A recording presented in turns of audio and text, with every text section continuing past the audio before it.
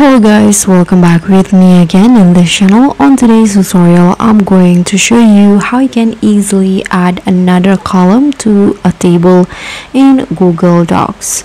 So in here, I've already have a table, and let's say I want to add a new columns in here in between the first and second column.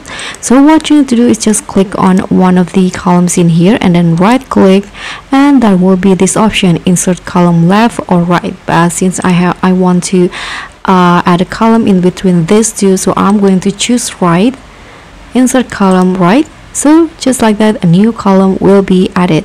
But if you want to go add the ends in here, you can also do the same, right click and insert column.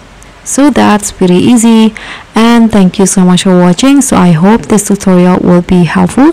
Don't forget to like, comment, subscribe, and also click on the thanks button. Bye.